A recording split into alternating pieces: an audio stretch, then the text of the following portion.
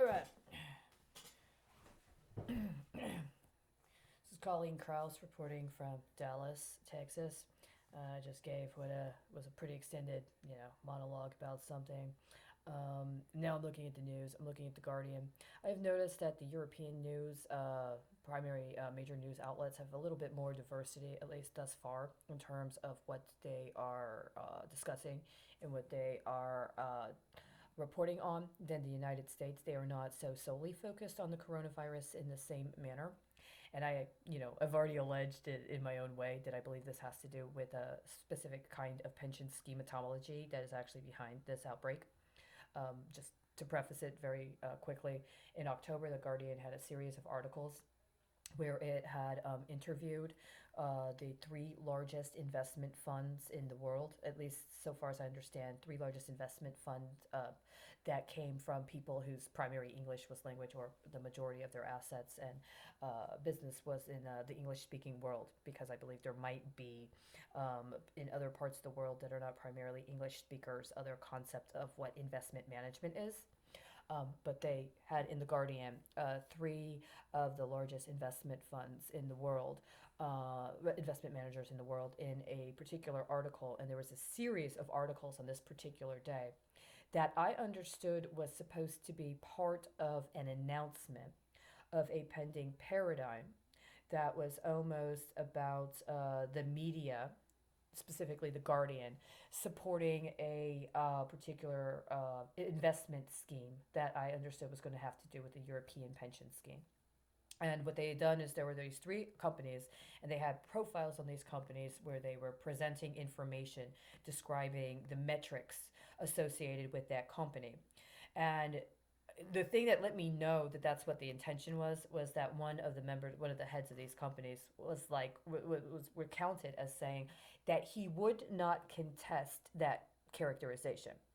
And it was almost as if they understood that what was happening is the Guardian was approaching them and saying, look, you guys are in charge of some of the world's biggest investment funds, and we have some very, very serious situations that are coming up that are going to need a substantial amount of economic reconfiguration.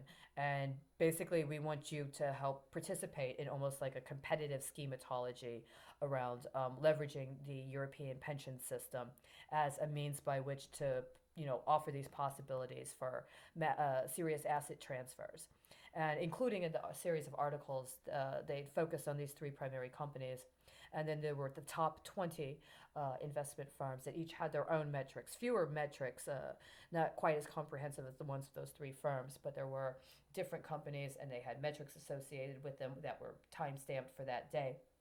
And then, depending upon the things that were outlined in the article about what the focus were of those investment funds and where the heavy investment areas were, one could actually go through and come up with their own scheme, is how I understood it.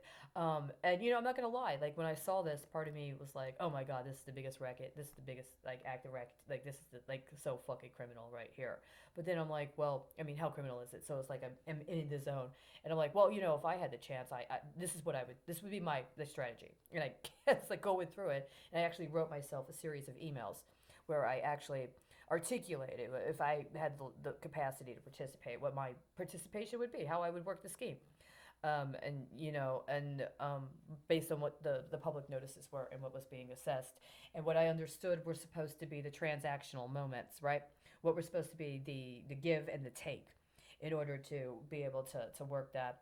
And I didn't actually, first of all, I don't have the means to actually do that, to participate personally. I have no income, I have no cell phone, I have no job, I have no network, right? But then all of a sudden, but I'm still connected in my isolation to all these other concurrent processes. So it's like, if I wasn't just only going to focus on trying to prosecute what is obviously criminal activity on one level, then these things might have other possibilities. There might actually be some legitimacy to trying to do this. And so basically, what I understood is the Guardian had gone to these three guys and it's like, look, we want to give some people, and we want to give some of our readers a chance. This is what we want to present, and we want you on board for it. So we're going to do an article, and we're going to do that. Now, I've used to be a newspaper editor, and I can totally see somebody in a high level editorial capacity actually approaching people that might otherwise be very newsworthy in the community and saying that our publication is backing this design, and we understand that there's a political and social imperative as well, and we want to do an article, and we want you to be featured in the article in this manner. And so my understanding was when that one particular investment manager said, I'm not contesting that representation, that what he was saying was like, okay, if you're going to characterize me this way in your pension scheme, then I'll say that's okay. That's accurate. That would be an accurate way to start leveraging in relative to what's being presented here.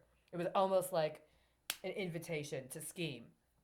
And so, and I saw it, and I caught it, and I'm like going through, and I'm like, well, there's other people I believe that are actually doing this, and I don't know if it's like an overt thing, like if people were actually organizing, if there were other things happening concurrently with other publications, maybe, if there were things that were maybe more local. This was before the discussion about what was going on in France with the protests around the changes to the French pension system, and how they were talking about how there were multiple rationales, basically, there were multiple schemes going on, and they wanted to consolidate it, and so there were protests and things like that, which have both literal and metaphorical expression. But what I saw it was like this is the scheme. If you know how to look, these are the major players. This is how the players are calibrated, and depending upon when the go moment comes, and it was kind of implied in the rest of the context of what the information was presented on that day, that there was a time frame at which they were going to go, that this scheme was going to activate at this particular time. And I've been tracking the scheme already. I've been tracking the scheme from the United States and its correlations internationally, and so I wasn't sure, is this like competing with the United States, or is this supposed to be complementary and like escalating of the United States, because the people they were mentioning are also very instrumental in the pattern of racketeering I've been tracking in the United States. So I say that as a caveat because I believe actually that the disparity or the difference in terms of what the Guardian and the foreign press is presenting at this time relative to the major primary press in the United States is actually part of the leveraging that's going on in all of these other all these other aspects, these other financial aspects. That being said, you get more you get a different quality. You get a different possibility for examining what's going on in the moment right now, at least that I've seen in the last couple of days, if you go to The Guardian versus if you go to something in the United States. And for the last couple of months, for the last couple of years, it hasn't been that disparate. There's been some change, difference in coverage and difference in perhaps perspective. But when we're talking about the overall quantity and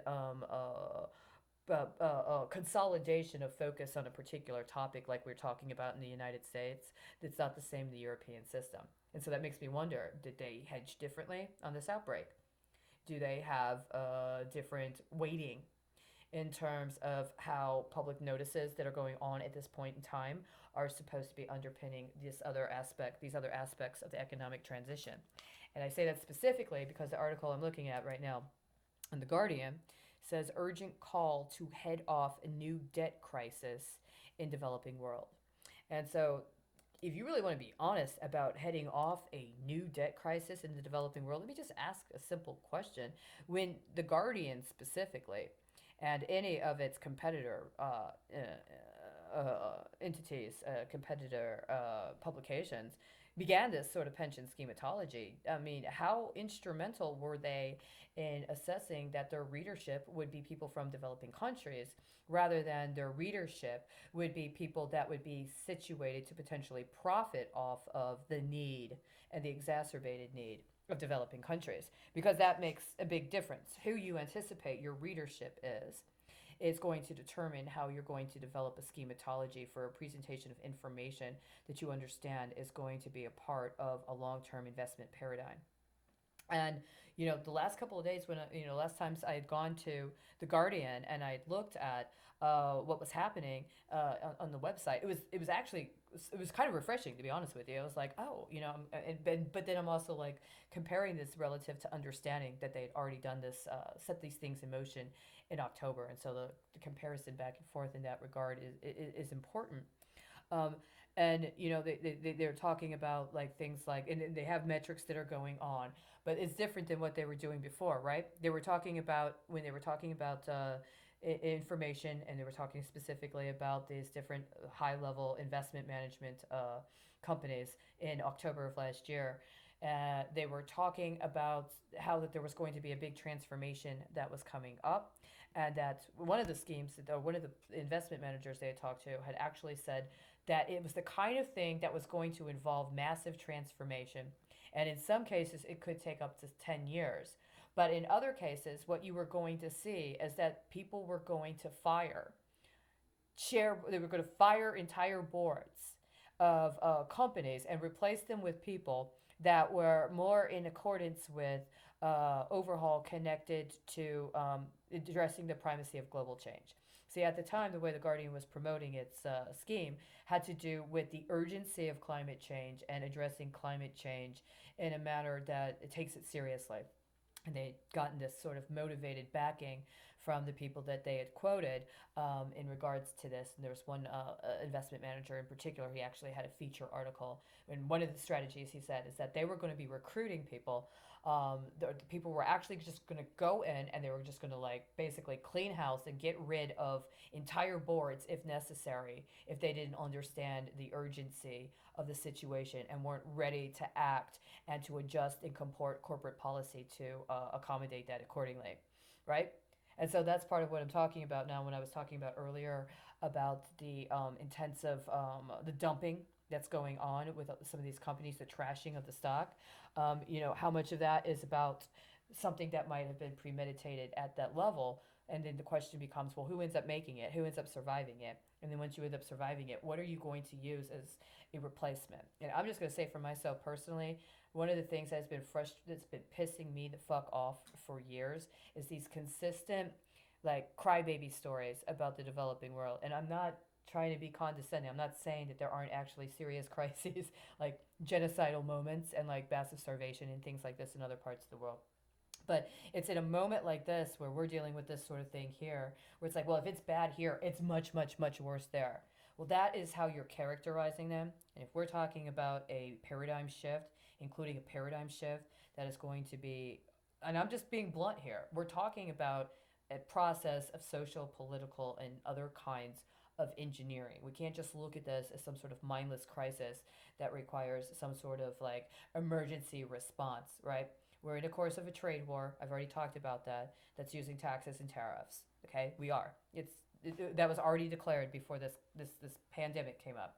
This pandemic has been part of resource acquisition and distribution networks that have been in development actively and officially on a global scale for the last 3 years.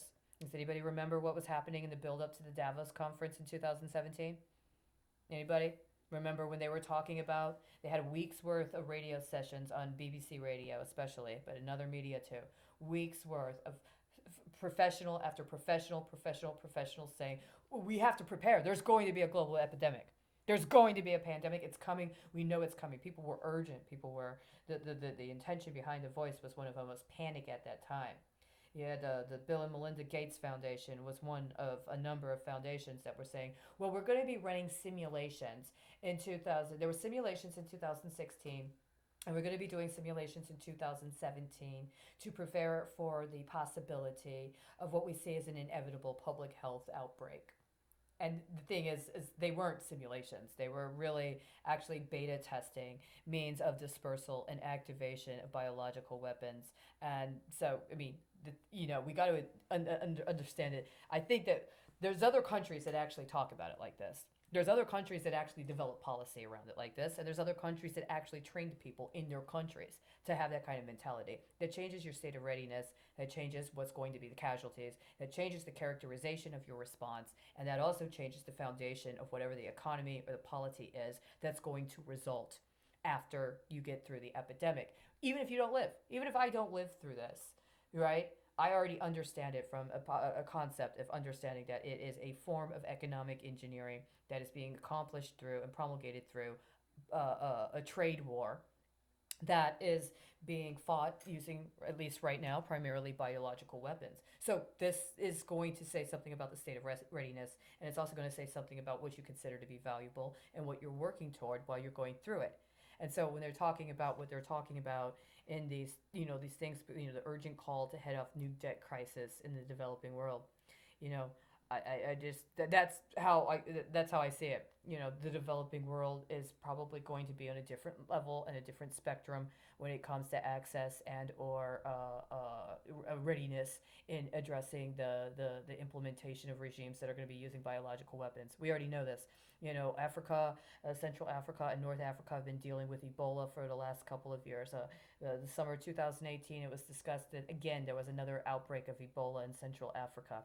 There were responses. There were alleged to be things connected to that. There were major infrastructure pieces of infrastructure in Africa as well as Central South America that presumably had some sort of accident that was a massive crisis that also had public health ramifications. So these are areas that have already been established and are in the process of trying to determine what they're going to do about necessary infrastructure repairs, which is not so different than other parts of the world right now already. Right? So rather than just talking about this as a situation of a new debt crisis, then it's also an understanding that right now, while we're talking about this global leveraging that's going on, and we're talking about countries like the United States and maybe some of the more advanced European countries that are talking about dealing with interest rates in order to soften the blow, I don't think it's in anybody's best interest to be talking about a new debt crisis in the developing world outside of a context of its relationship with the rest of the world. And like the rest of the world, what is going to happen now and what is going to be needed in the future is going to be quality investment in infrastructure that is going to have a long-term sustainability, and that infrastructure is also going to include human infrastructure. And I'm not talking about biological energy or bioenergy producers that can be harvested so that they can be expropriated and dispossessed of their private property for capture by other people elsewhere. I'm talking about the kind of human infrastructure that has and maintains a state of readiness. So they know how to identify these things when they start, and then they know how to eliminate them as a threat so that they don't proliferate into an alleged public health outbreak. I'm sure that I already know that I've met enough people that are already involved with issues going on in the developing world. If we don't allow things like the IMF and the World Bank to define their experience from a situation of trying to define a particular kind of debt so that they could leverage better interest rates in terms of whatever it is they're supposed to accept, then we are actually going to globally be in a better position, and we would be more authentic if we have any actual real interest in the developing world. They have needs, and they also have the capability to provide those needs, and some more than others. But that's not really so different from what we need in this country. The difference is the concentration of the actual capital that would be capable of being able to invest in it up front, and then the manners in which to best maximize the access to the resources and the implementation of the resources in order to get the job done and get it done at a quality standard. This could be a very good time for us in the world globally to be redefining our concept of qualitative contributions to responses on the magnitude of what we're dealing with. For instance, I'll give you an example. A lot of, and I'm going here, okay? I'm not gonna like parse this out.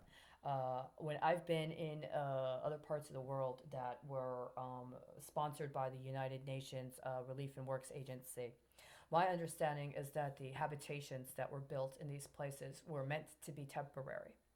They were meant to only actually be physical structures in which people lived for 20 years at the most. And we are going into 50, 60 years for some of these places that are still existing and still standing from when they were originally constructed in the late 40s, 50s, early 60s time.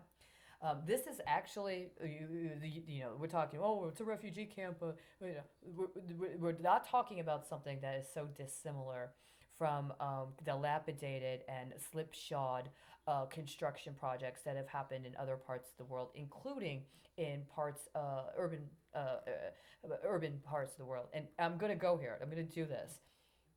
There was around before Hurricane Harvey, there was a massive lawsuit of a major housing developer that had projects in Florida, that had housing projects in Florida that were part of a missed income milieu concerning urban real estate development.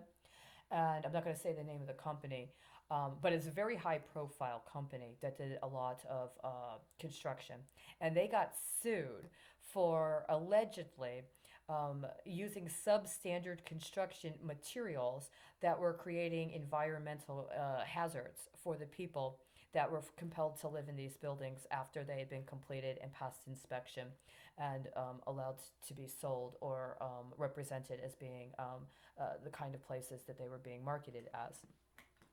After Hurricane Harvey and after Hurricane Irma Maria, there was no discussion about these lawsuits and these settlements, and there was no discussion about the progress as a follow up to these lawsuits and settlements. My concern is that what happened is rather than actually holding that company accountable for trying to say that it was some foreign country that caused it to apply weak and inadequate quality standards in the choice of the material that it was using for the construction of its products, then they should have been held accountable for what they did. They should have been held accountable for not having quality standards. They should have been held accountable for trying to defame or defraud their foreign suppliers rather than doing the vetting they needed to do beforehand to make sure they had quality products. And they should have been held accountable for the fact that they compelled people to languish while they allowed it to be litigated rather than actually taking responsibility immediately for understanding that there was a health hazard and trying to cover it up.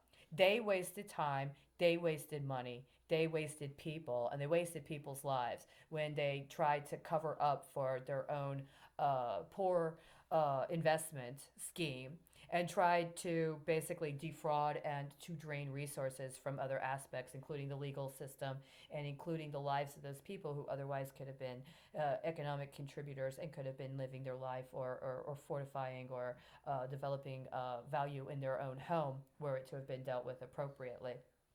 You could say I'm not leveraging here. These to me are like very comparable in their scheme. Once the hurricanes happened, what happened? What happened to those companies? What happened to those construction companies that were, involved in this fraud and it already supposed to be responsible for this fraud?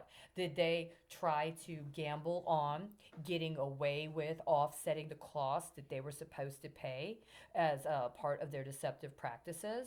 As a fee or a litigious penalty on being able to say that what was going on was actually connected to a disaster response or that there was actually a disaster and they needed to do that. See, when you do stuff like that, and this is part of what's been happening for the last couple of years, and I'll go back to what I was talking about with those infrastructure projects, that I followed it, and there are at least three major infrastructure accidents or the three I'm talking about right now are well, two were considered to be accidents or were considered to be a result of refusal to follow up on inspections, while one was allowed to be characterized as connected to organized crime. All three of them were things that, let's put it this way, were intentionally leveraged to present opportunities of exploitation in order to accomplish specifically economic means. And as a result of the carnage they caused and the fact that they were 100% preventable and adjudged to not be prevented intentionally for purely economic reasons, I consider them to be acts of terrorism. But unfortunately, what has been going on in the course of that sort of scheming is that there's also a major, massive timeline that is coming up on a massive terrorism risk insurance program policy that was implemented by the federal government of the United States following September 11th. And so, last year we had a dam, we had one dam, we had two dams, we had three dams, we had a pipeline. How many oil tankers were there last year? How many oil refineries were there last year in 1 year? How many chemical factories were there? And I'm just talking about facilities.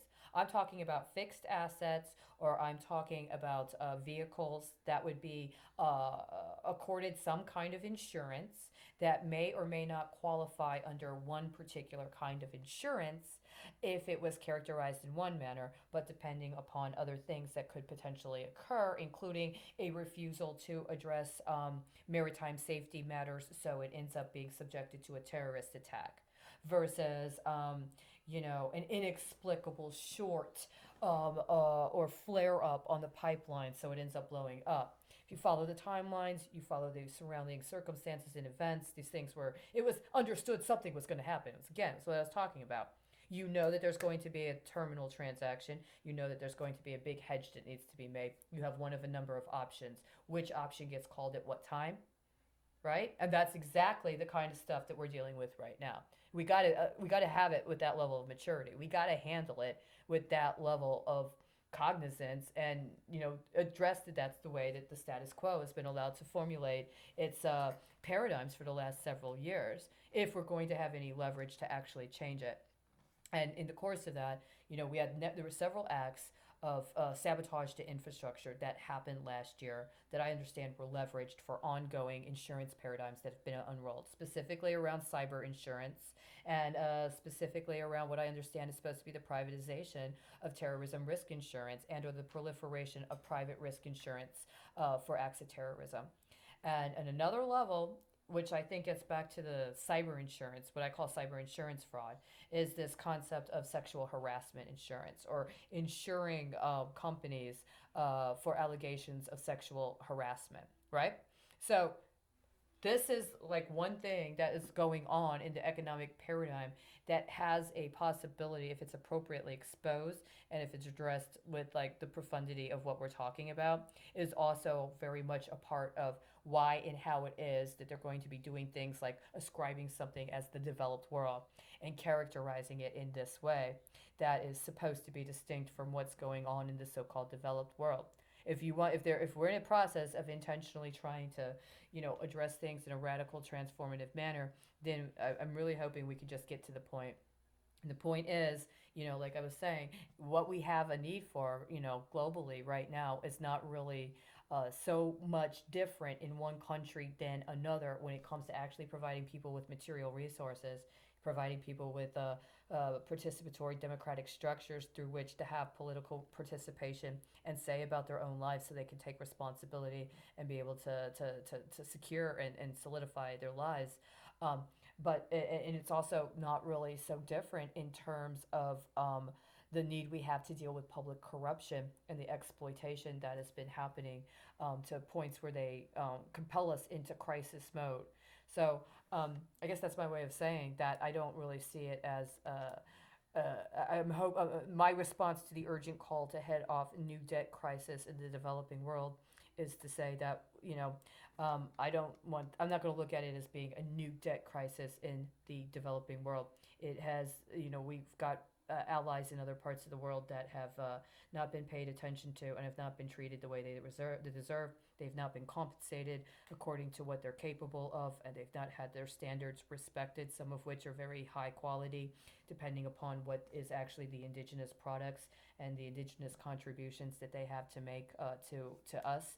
And so I'm hoping that in this process, that rather than promulgating more disease and ascribing more disease to other parts of the world, that we're looking to fortify each other as a sort of psychological results here. And so that's my news brief here, which is not so brief. If they want to talk, I'll just go finish by saying, if you want to talk about the IMF and you want to talk about the World Bank having that kind of power, that's a good thing. But don't stop with the IMF and the World Bank. The IMF and the World Bank are easy targets, and it's not just about cutting the head off, right? We got to figure out what we're going to what we're going to focus on instead of that. So I hope maybe I've offered a way of looking at it that might provide another possibility.